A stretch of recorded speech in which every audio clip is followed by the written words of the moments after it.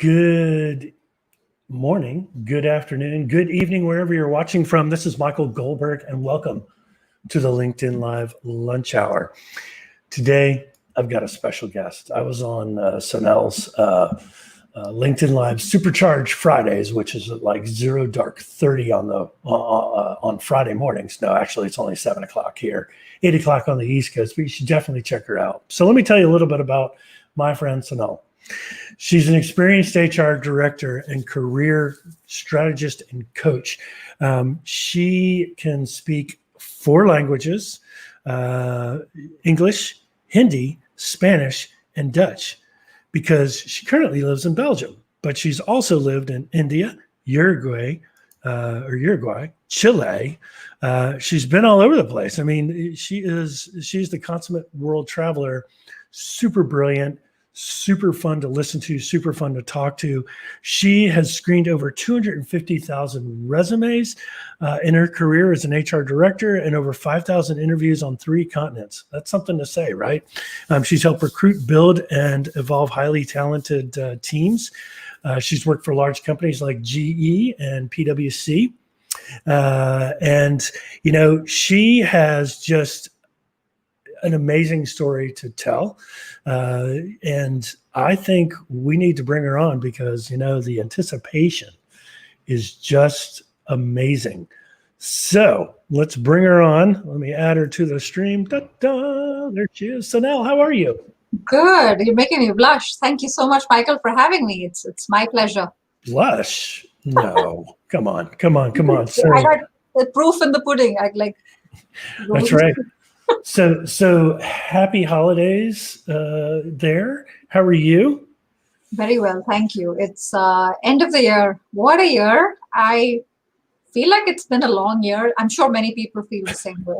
Yeah, I mean, I tell you, I've done, I did a post last week about, you know, let's stop looking in the rearview mirror because 2020 is essentially behind us, and let's look forward. And I think you and I share that common philosophy. It's time to move forward. It's time to get out of the year that we just want to forget, even though it was supposed to be a cool year and a great year for people like you and me as entrepreneurs. And, you know, there's this, you know, so much going on. So if you, I want to throw something here. So if you're watching from another country, if you follow or are connected to Sonal and you are watching from another country, I want you to type in the comments how you say Happy Holidays, Merry Christmas, Happy New Year in those languages. So tell us that. So let me ask you, Sonal. So how long have you been living in Belgium? Too long. 15 years, 10 years, 20 years? That's my answer, too long. 11. I came in the summer of 2009, so 11. And did you move from work? I came for work. I had lived in France just before that. I was doing an MBA and came here for work. And since then, been in 3 different companies, very different environments. One was in food, one was in telecom, one was in mining and chemicals. So absolutely different. Absolutely. So, and I'll pop this next question, and I want you to, people who are watching, listening, what's your favorite holiday tradition that you do, whether it's individually, as a family? Obviously, we can't all be with our families this year, but what's that one holiday tradition? Let's share that. So I'm going to ask this, what's that one holiday tradition that you like to do? Yeah, it's a sort of a sad answer. I don't want to like bum you out. But it's a sad answer because Diwali is a big deal where I come from. Mm-hmm. And I haven't been in India for Diwali since 2004. So that's one of my wishes because then it falls in the middle of the year. Kids are in school. We can't always like just pack up and leave.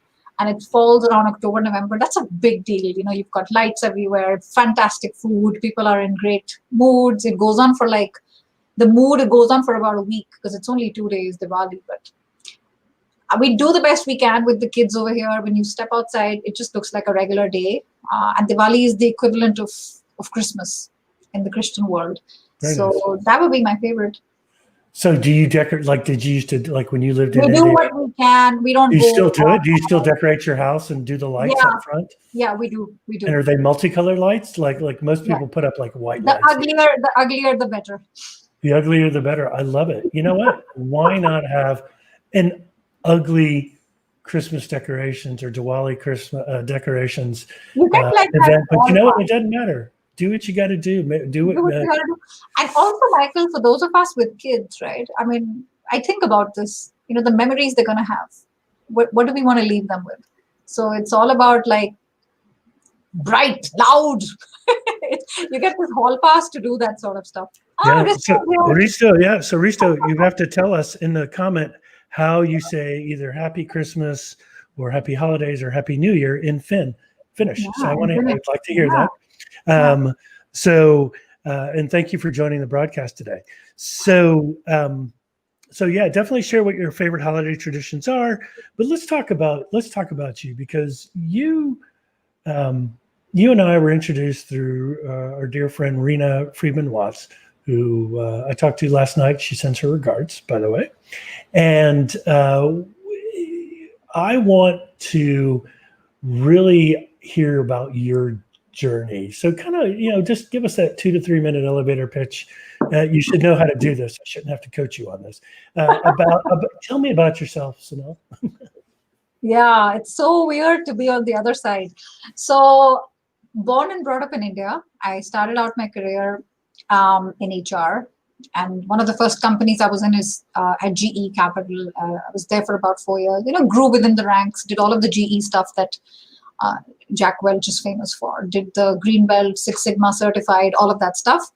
And then, life happened and moved to South America, which was so Jan 2005. And what had happened was I got married to this guy, and his company asked him to move there. So it was first Uruguay for 1 year, and then Chile for 2 years. Can I ask, how was Uruguay? Is it beautiful? It's beautiful. I mean, both the countries are stunning, and did very different things. So this is the part of the career which doesn't necessarily make a lot of sense. It's a little bit squiggly, which is what happens when transitions happen. So it was great fun, actually, but I couldn't do my regular corporate stuff anymore because I didn't see opportunities. Lots of obstacles, in fact. The language was the biggest obstacle. So I had to learn Spanish really quickly. And what I could do was teach English. So I got certified as an English trainer at Berlitz, and I was teaching that for a couple of years, which was a very different thing. I've never done that before, but it was with corporate executives. So I kept in touch. I was hungry for that. So did that. And then I did a ton of volunteer work. So did the same thing in Chile. And, I'm not even going to try to pronounce that. I'm not butchering it either. Sorry. But thank you, Risto. Yeah. Thank you, Risto. And then did the same thing in Chile. And then through LinkedIn, a happy accident through LinkedIn, I got PwC reached out, and I started working with them. I was very happy to be back in corporate life. And I was with them for about 2 years. And I did process improvement, project management, very different. In Spanish, it was a completely different experience, very intense. And then came to Europe to study. I wanted to do an MBA. And so I had followed my husband to Uruguay and Chile. And he returned the favor. So when we came to Europe, he followed me. And we were in France for a year studying. I was studying, he was working, and came to Belgium in the summer of 2009, which was actually one of the worst times to graduate because I'd worked for about 7 years, right, Michael? So I studied the MBA after working, and that was not the best time to graduate, but that's just the way it is, whether it's 2020 or 2009, you don't always choose that. And came to Belgium, and then the rest is history. I've been here for 11 years, did lots of interesting things in different companies. And around the 2018 was one of those forks we go in our career, like, do I do this? Do I do that? And I had that, and I was, frankly speaking, pretty lost. I thought I wanted to do this. The market said, you're great, but there were no jobs there for me. And then I said, okay, I'm going to do that. But what does that look like? Does that even make money? Is it going to be fulfilling? I didn't know it, and I just went in. So what I started doing was I started creating content on YouTube. That's it. I did that for about quite a while. I did it for about almost a year before I actually started getting like paid clients. And then I moved that content to LinkedIn. And that's when everything changed. I've been on LinkedIn for so many years, 16 years, but I had never, ever leveraged it. And this year, of course, I've gone all in. So no way. Oh, that's awesome. So is it, yeah, and you've been so present on LinkedIn. It's been amazing to read about your journey. Your posts are spot on. So are you like everybody else that kind of just fell into HR and fell into career coaching? Or did you always have this vision that that's what you wanted to do? when I was 18, I knew I wanted to be in HR. I had no idea what it meant, but I knew I wanted to be in HR. That's it. I was stubborn, but I didn't know what a career coach was up until up until 2 years ago when I hired one for myself. I didn't know what they do, and I liked it. I actually fell in love with it. So you could say I stumbled upon it. It wasn't always part of the plan. I did think I would continue to do senior level HR roles, but more on a freelance basis because I wanted to get back ownership of my time. I wasn't able to do that, and I was not able to see the kids a lot, and the husband was traveling a lot, thank God. Because of COVID, one good thing is he's not been moving around the world too much, but yeah, sometimes I wish he would. So It's funny. yeah, That's what my wife not says used to about it, me not sometimes. used. Yeah, exactly. Anyway, getting back. So yeah, uh, the career coaching part just fell into it. I interviewed Hannah Morgan, who came on the live stream, and she said the same thing. She's like, I don't know what a career coach was, what does it do, but it just sort of happened, and the pieces tend, they fit together very well.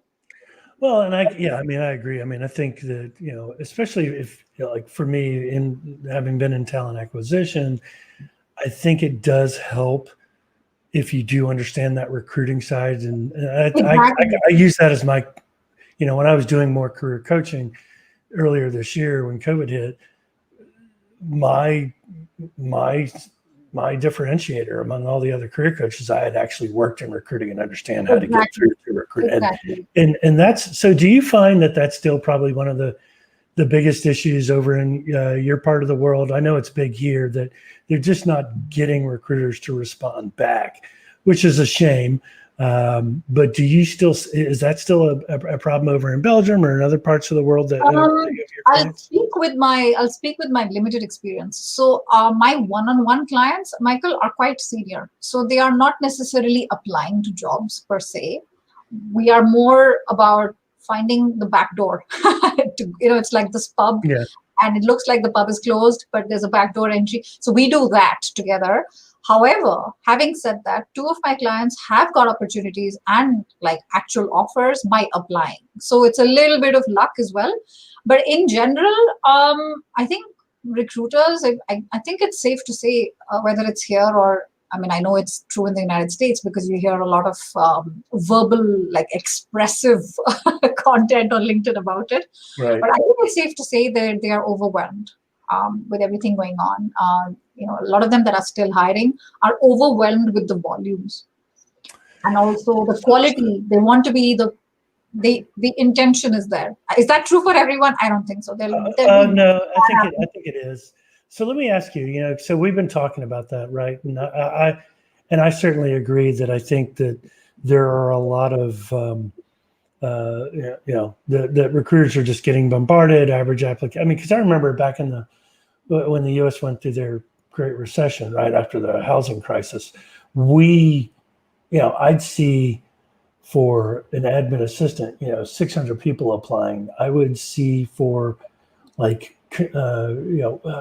accounting manager positions, I'd have 650, of which 200 of them were former CFOs, right? Clearly not a match, but, from regard to pay. And do you find that, I guess, what would be your answer? How can we help recruiters manage this while maintaining a halfway decent candidate experience?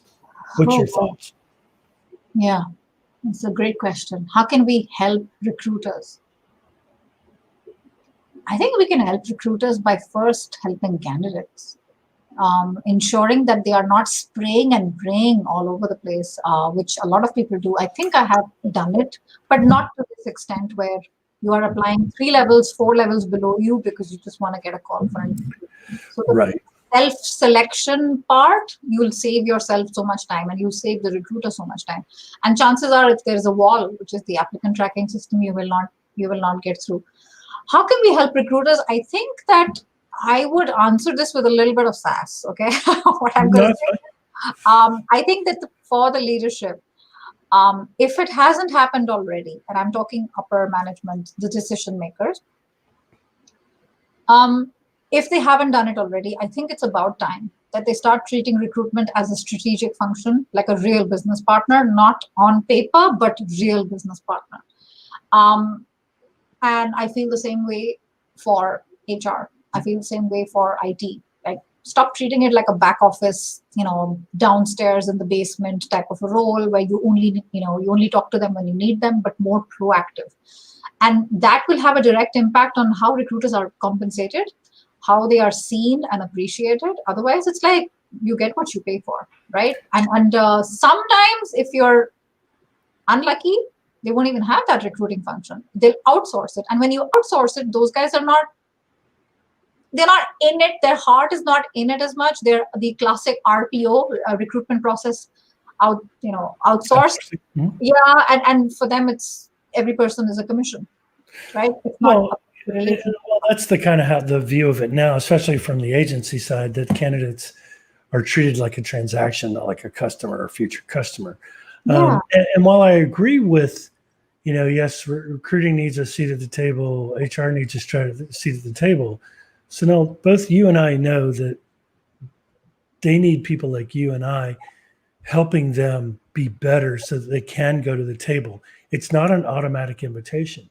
Now, sure, it's some of your larger companies, your blue chip companies like Blue Cross Blue Shield, which is a big insurance company over here, GE, PwC.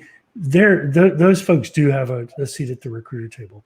To me, and this is where I come in and help my targeted clients, is in the small to medium sized businesses where the leaders just don't get it. So part of my job is to be a coach for these HR and recruiting leaders to just give them the simple rules. It really boils down to understanding the needs of your customer, i.e.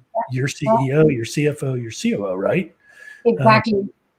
And I just don't think that I'll go out on a limb and say they don't deserve to be at the table right now because, and pardon the phrase, but they really kind of screwed the pooch. They really screwed themselves this year because yes. Who did when I missed it for us? When you said they?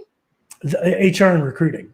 So HR dealt with a lot of stuff once COVID hit, and they did a great job with the terminations. But then once the terminations and the restructuring and all that was done, it's my understanding, and maybe you've heard different, I'd love to hear your opinion on this, but then that HR just kind of became a back admin feature just to keep the company afloat, the benefits, the perks, some hiring if they were doing hiring, but they weren't coming up with ideas of, all right, COVID has happened. We've got our furloughed employees. We've got our laid off employees. What are we doing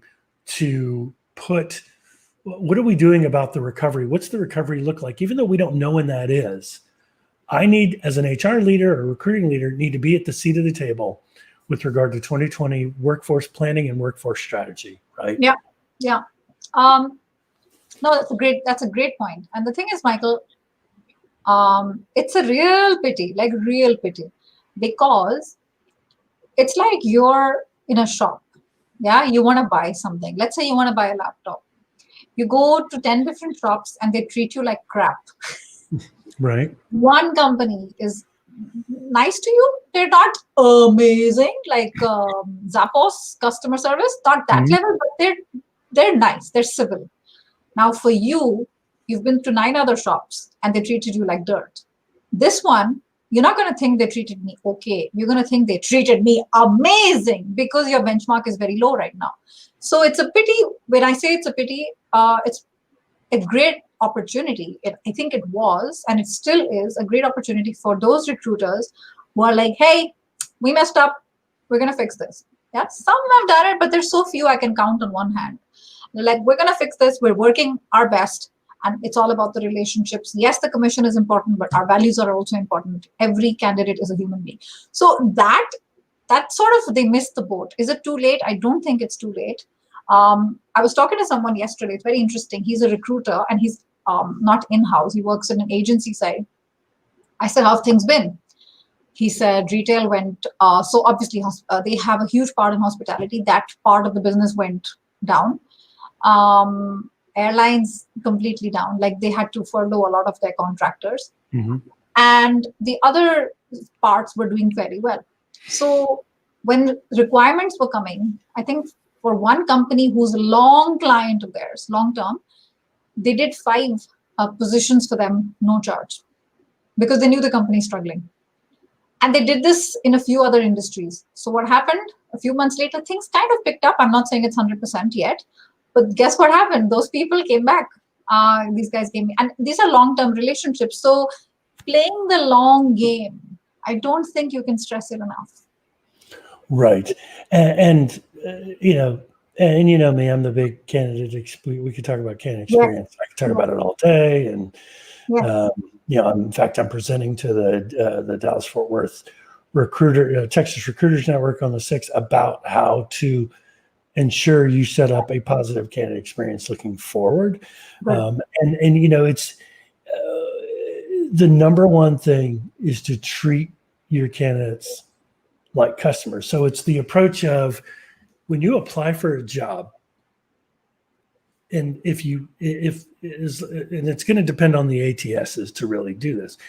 If they know what your background is, the AI should be able to collect that data and say, hey, you also may be interested in these positions with the organization that is directly related. Yeah. Too many times the job alert feature of most applicant tracking systems are crap, right? So you'll get everything under the sun.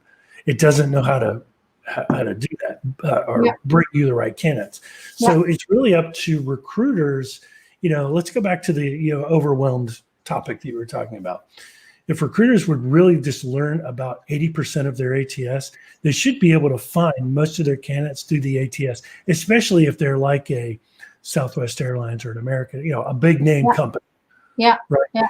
You understand your applicant tracking system and use that as your main sourcing point. The problem is that most of these systems weren't set up for it. Yeah. So that's one way to solve that problem. The other problem to treat them like customers is, if you're having issues with applying, there should be a number that you can call to get support. If you don't have candidate touch points throughout the process to make sure that you're taking care of the customers, which is the candidates, it's going to be a rough road ahead. Yeah. So do you find, so in Belgium, from your experience and your clients that you're helping out there, is that a pretty widespread problem in terms of the candidate experience and the candidates? Exactly. I don't have too many clients in Belgium. I only have 2 today, but the rest are all around the world, including the United States. Mm-hmm. But I can definitely say that being ghosted is nothing new, and it continues to be the case. Having said that, I do want to say one thing, Michael, and I know you'll agree with me as well. Some of us who are small business owners, we're getting ghosted left, right, and center as well. So the ghosting thing is not unique to recruiters and candidates alone. So, I'll have a call with a prospect. I'll spend 90 minutes on the call. Great feeling. Wonderful chemistry. You can check all the boxes and they don't come back.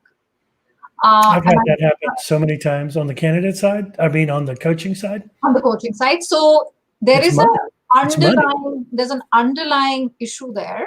And let's call it what it is, right? It's whether you are a client, whether you're a candidate, whether you're a coach. I will go so far as to say when you're dating, because I have single friends, and you're supposed to meet somewhere in non-COVID times. Obviously, the person hasn't shown up, like they stood you up, right? Maybe they saw you from the window. You see this stuff happening in movies. It's heartbreaking when it happens in real life. So this is ghosting on all levels. Dating, corporate life, small business owner. There's an underlying issue there. And the underlying issue is I don't want to be the one saying no because they will not like me. So I'm going to do something that makes absolutely no sense. and I'm just going to disappear and I'm just going to pray to God that the problem disappears. So it's so childish. I mean, even children don't do that. Like, even children, like, if my kid doesn't like something, he's going to say it out loud. So this is an acquired behavior. Something has happened to us. When I say us, I mean adults worldwide. I don't think it matters where you come from. Mm-hmm. The thought of saying no to you, oh my gosh, I can't tell you how many times it's happened. And I'm not talking about one-on-one clients only, Michael. Like, I've had companies reach out who are like super interested in collaborating on projects and stuff like that. I can't tell you how, if I look at my calendar, the number of times I've given time in these meetings, I've given tons of value. They think they got something out of it. They'll like, we'll get back to you on Monday, and they don't. Right? I don't want to say company because it makes it sound like it's not human. There's a person there who decided it's not important. Then say so. Then say so, right? Because if you say so, we're all grown-ups. We can take it. We're not in kindergarten. We're not going to start crying because then you save me the time of following up. I know you know this problem very well, but we got to address that fear thing of not getting back to people in time. And the second thing is, I think this is a great opportunity. I did a fantastic session on Friday with an agile coach. We were talking about how agile mindset can help you in your career and in your job search. And she said something wonderful. And you said the same thing when you started our conversation today. What you said, Michael, was looking in the rearview mirror, but then, look ahead. And she said, she read this somewhere, there's a reason our rearview mirror is so small and our windshield is so big. We're supposed to look forward. She said, can you drive without a rearview mirror, without having an accident? Maybe. It's difficult. But can you drive without a front, what do you call it, the windshield? You can't. There's no way you can drive that. So if there's nothing on the horizon, you have exactly. So looking back to look ahead. It's happened. Right. It's not COVID. This is, if you're a bad recruiter, first of all, you don't know you're a bad recruiter because you have self-awareness issues because you think you're amazing. Okay.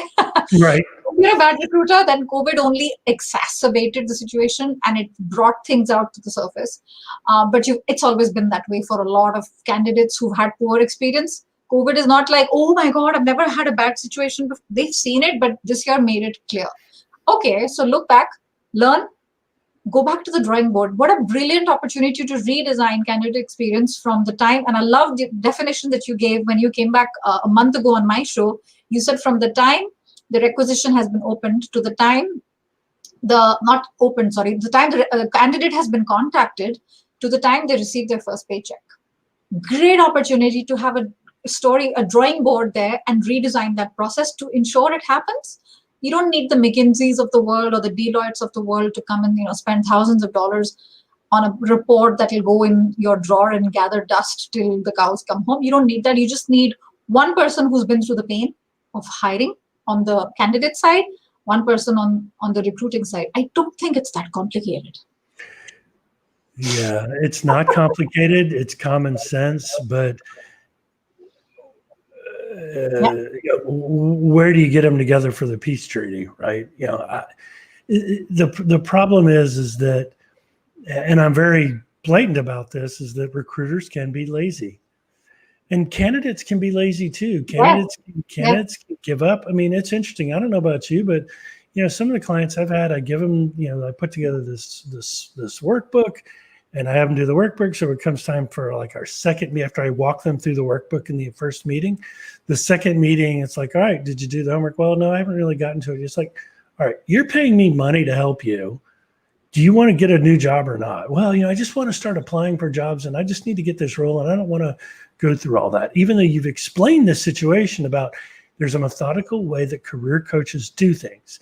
And one of the things that we just hate is to see our candidates just all of a sudden just start going and just applying for every single position which they think they're qualified for, but have no direct experience. They don't target right. So what are some of the big things that you're finding with some of your clients? I agree with you, Michael. I've had quite a few clients in the last 1.5 to 2 years, and I've learned one thing, which is through mistakes. And the thing I've learned is I need to do a better job recruiting. So it comes back to recruitment. Now, if I'm being hired by someone, it's the same thing. So I'm so picky now. for every 5 people that reach out to me, I will only work with one, because I really stalk them. I'll make sure I see what's their LinkedIn footprint looking like. Mhm. Because in the past I said yes, because I thought it's income, right? I need my revenue. Hello, we have bills to pay. This is not a hobby. This is, lifestyle for our children, for our house, mortgage, da-di-da-di-da. So it also comes from a fear mindset, scarcity. Oh, I may not have more clients. So you want to see clients successful, because people like you and I don't, at least I don't advertise, right? It's all word of mouth. Right. So, and it's funny you say that, because I was talking to a prospect client today. I don't know if he's watching. It's funny. He said, I work with you for 3 months. What if it doesn't work out in March? So I don't know where he was going with it. And I said, okay, first of all, there are no guarantees. Second of all, you pay, you're serious, you better be all in. I will ensure that you do your work, but I cannot fake your motivation. You either want it or you don't. And that, Michael, comes from a place of hunger.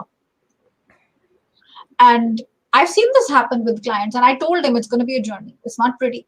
It's a self-discovery journey, and the only way to growth is through a little bit of pain and discomfort.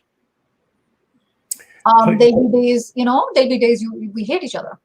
It doesn't happen that we're always in love with each other, and then you don't want to talk to me. It can happen because there are days when it's so bad, you haven't heard back.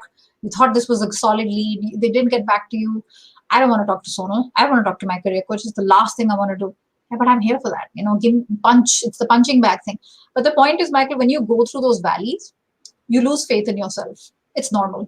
I've lost it. I've been let go 3 times. We talked about it. So you think you're not good enough. All those dark, negative thoughts take center stage. And when your belief in yourself is low, why should I bother? Yes, I've paid, but it's sunk cost fallacy. So I'm just gonna let it be. So it's through better recruitment, better selection, and then also at the end of the day, give that extra push just because they pay. It's like saying I'm paying to go to the gym every month, right? Non-COVID times. Whether you show up or not. They have data that gyms make a huge amount of money from people. They're subsidizing the entire cost of running a gym because they never show up, so they don't use the machines. They say in January they have all-time high subscriptions, memberships are all-time high. Everybody's like, this is it, I'm going to do it. So something has happened. They don't believe it. It's not important. So I wouldn't say it's totally different here as well. How do you pull them out of the funk? Like, do you have when you're talking to a client that maybe they just were turned down for a job, or they didn't make the second round or third round or whatever. Yeah. What's your recommendation? That's a great point. I wrote a post on this in detail. I wrote 3 different points. Let me think. I had a client who had a major interview the next day. We had been so prepared. Everything was great. But was he in a funk? No, it's a little bit exaggerated. He was really low, and he threw up. What? He threw up? Threw up a few times. Not during the interview, but the night before he called me. And he was so nervous. And these are senior people, Michael. These are 15, 20 years of work experience. They're not like starting college grads. But the pressure was so high. The stakes were so high, right? And he was like, oh. So not a pretty thought. We said, let's do a couple of things immediately, like right now. One of the things we said was, write down a list of 3 things that you have accomplished till today in your personal and professional life. And those things could not have happened if you weren't there. So he wrote those down. And I made him put them inside his wardrobe door. So that I think they were 24 or 48 hours before the interview. So I knew he'll be opening his wardrobe door at least 2 or 3 times till then, maybe 4 times. So it was a reminder. And the other thing we said was, what if your trusted friends, colleagues, call them up, ask them, Describe me in one word. Just do it. One word. He got all of those down, made a word cloud. It's free. It's a free software. Made a word cloud of it, put it on his bathroom mirror, brushing his teeth 4 times. He saw that. These are little things, but the third thing was I said, go back and read. You worked so hard on the LinkedIn testimonials. Go and read them. People don't BS on LinkedIn testimonials because, Michael, if you were to give me a testimonial on LinkedIn, you're not going to write some rubbish there. Your reputation is on the line. It better be true, right? Because the person reading can see who's Michael, what is hiring transformed. They know who you are. So all of that helped a little bit, but it's deeper than this. It's deeper than this, but this sort of helped to, at least stand up on their feet, for him to stand up on his feet. And getting out of a funk, you can take the horse to the well, but you can't make it drink. That has to come from within, Michael. And that fire, that hunger has to come from within. Because I'll tell you what, there's a problem. You're not going to be hungry if you're always eating. Now, what does eating look like? In our present day world, in our distracted world, eating looks like our dopamine. So our pleasure centers are taken care of. A notification, LinkedIn, YouTube, Netflix, call, movie, book, whatever.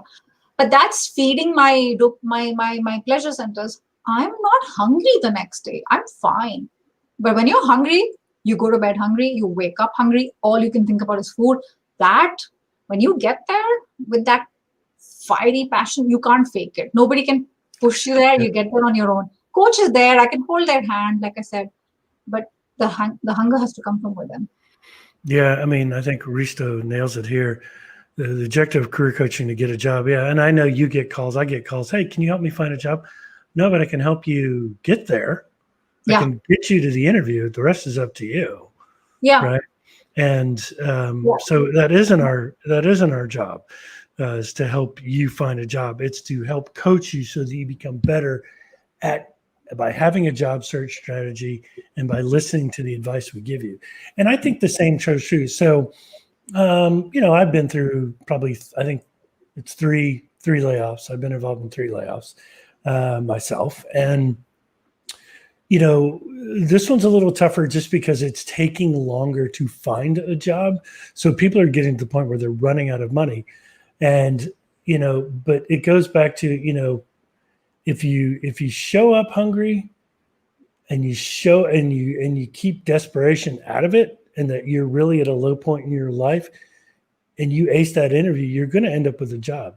But desperate, if you show that hunger, people are going to notice it. So going back to being desperate, because desperate times call for desperate measures. Don't do something stupid that you regret. Don't take a $50,000 or $60,000 pay cut. That's not going to. It's a terrible idea just to have a job. You want a job, then go work. Drive an Uber or a Lyft, or more importantly, use your knowledge to try to build, not to build, but for the long term, but just to find short-term gigs. And I think that's what people are doing is here. In baseball, I don't know about cricket, but I would assume in cricket you can hit somewhat of what we like to call a home run, which means from the point that you're at home base, right? You hit it over a wall that's 15 to 20 feet high. In cricket, the wall's a lot shorter, but you can certainly hit the ball over for a full score of, I don't know how many runs. They run back and forth until the ball comes back into play. Yeah. No, that's very true. The thing is, there's a very, I will not say fine line. There's no fine line. There's a very clear line between motivated and desperate. Mm-hmm. So we as candidates, we need to know that, because the moment we get desperate, the stakes are so high, we'll mess up the interview, we'll take anything. Having said that, it's interesting because I learn a lot from my podcast guests, because I'm interviewing so many of them. And one of the things a couple of them have said is after a break, whether it's a long break, the one I published yesterday, she got back to work after a very successful career in communications. She took an 8-year maternity leave. 8 years. And last month, she was awarded Lifetime Achievement Award in her field, which is communications, by the largest PR agency in India. So what a big difference, right? Because you would think at that point, it took her 2 years to find a job. So many people said no to her.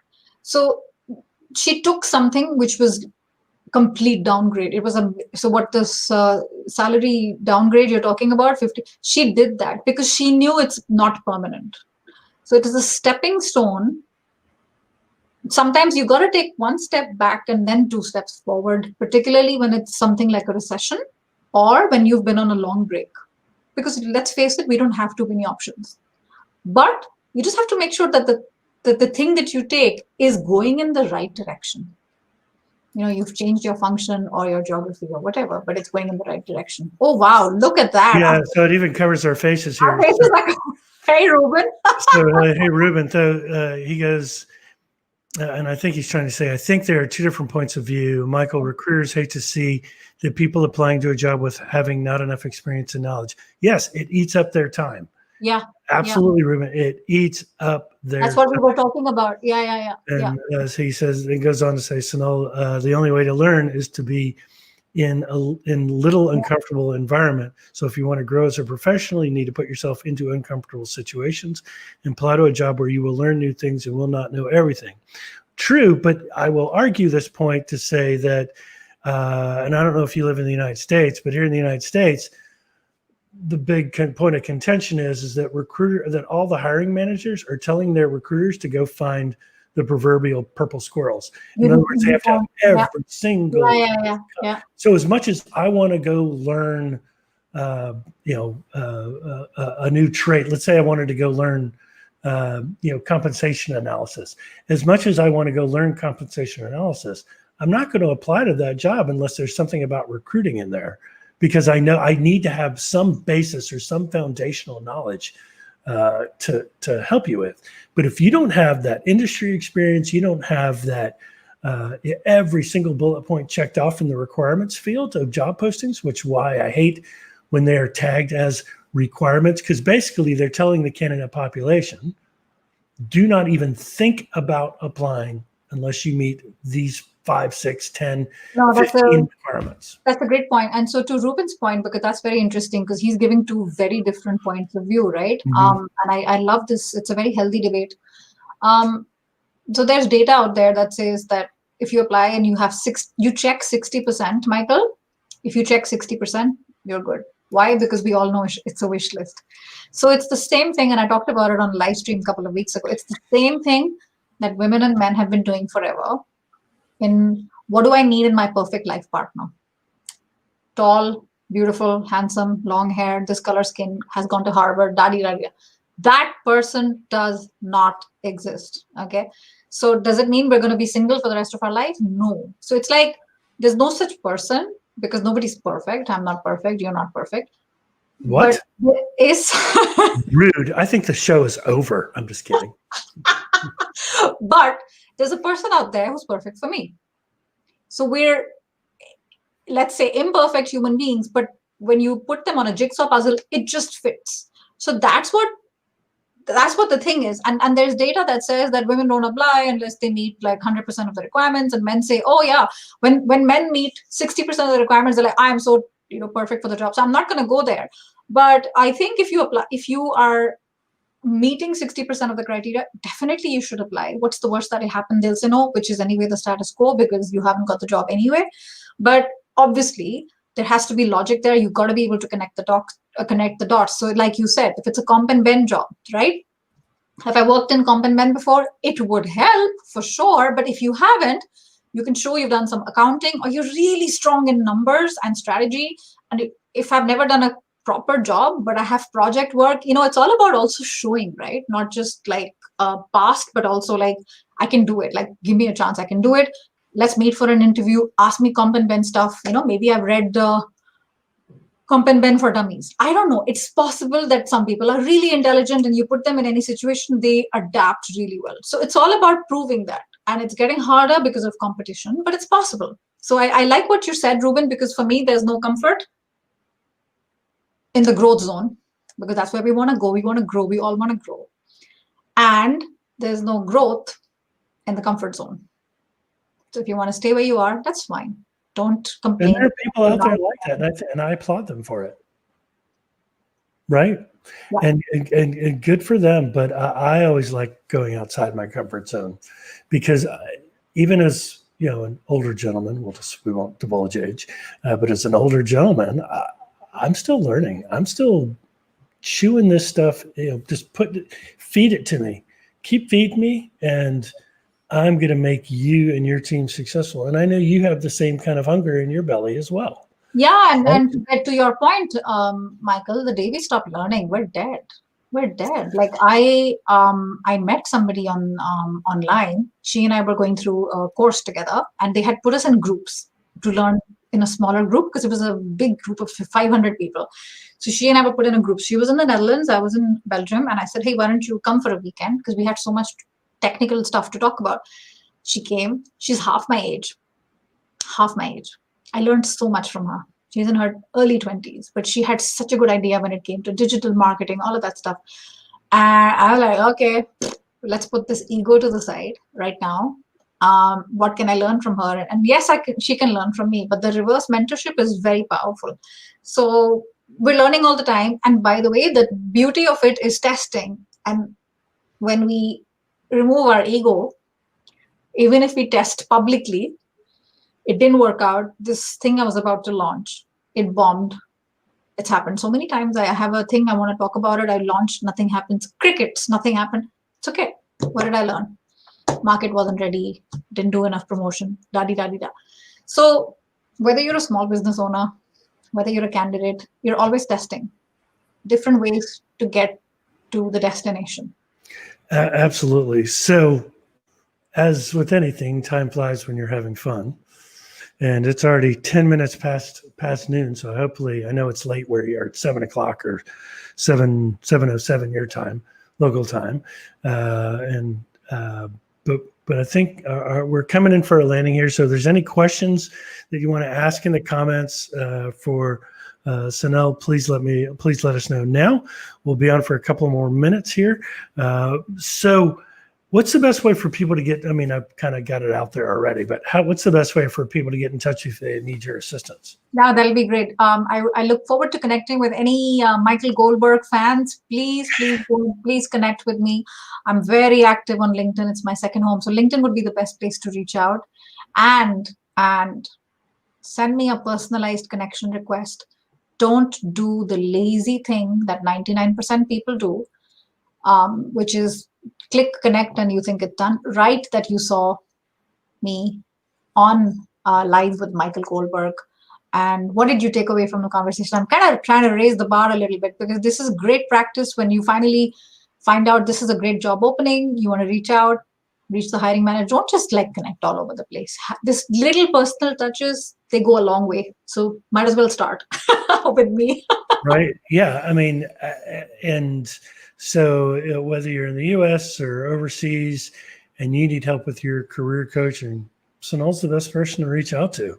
I'm live as well every Friday, like Michael said, and there's lots of stuff we're talking about. I've been live 49 weeks now, and I'm going to be, my live happens to be on Friday, Michael, and this Friday happens to be Christmas Day, so I'm not stopping. If anybody wants to hang out, people are so sad this year, Michael. People aren't able to see their loved ones. They don't have a job. Yeah, you should share that StreamYard link. Say, hey, join the broadcast. Come on, let's see how I can help you. And I don't know if you'll have any takers, but if you do it later in the day, your time, and it's past Christmas morning here, I think you might get some folks in the US. Yeah, exactly. I'll share the link when we're already live if somebody wants to come on. But it's. For so many people, it's going to feel like a regular day because they can't see their loved ones, right? They're stuck at home. They're in quarantine. But no, thank you so much, Michael. I know we're over time, but thank you so much for having me. This was. How do you say? How do you wish someone a happy celebration of Diwali? Diwali. We'll just say Happy Diwali. Happy Diwali. Yeah, but Diwali was a month and a half ago.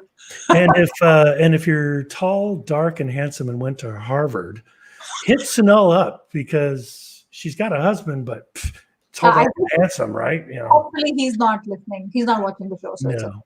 What's his name? It doesn't matter. Well, we can't thank you enough for coming on today and sharing your experience. And I look forward to having more of these conversations with you because you're just a fascinating person and you bring so much to the table. And I can consider you to be more than an acquaintance, but a very good colleague and the beginning of a nice friendship between the two of us. So I really have high regards. You can say the F word. We can say friends. Yes. Oh, I can say F? Okay. We're friends. Thank you so much. This was fun. All right. So I hope everyone has a joyous Merry Christmas, a joyous Diwali, joyous Kwanzaa. Last week for my Jewish friends, hope you had a great Hanukkah. Am I missing any holidays? I don't think so. I think you're covered. All right. And I will be on next Tuesday before the new year. And you know what? Shoot people a reminder that you're going to be on live this Friday, even though it's at 7:00. And I may be up, but I don't have to build anything anymore, right? My kids are all grown, so I'm not going to be up early or the night before up late building swing sets or putting together toys like I used to. I'm glad those years are over, but I guess, my middle one's not here this year, so he's staying up north and going to his girlfriend's, just instead of flying. And to my middle son, you know who you are. Hopefully you'll watch this. I love you. I miss you, and I'm so proud of you and what you've done in your first semester at law school. But I got my other kids here, so it's great. And the wife, and it should be great. So just nothing but the happiest and joyous of times to all. And we will see you next week. Bye-bye. Queens Wave. Queens Wave.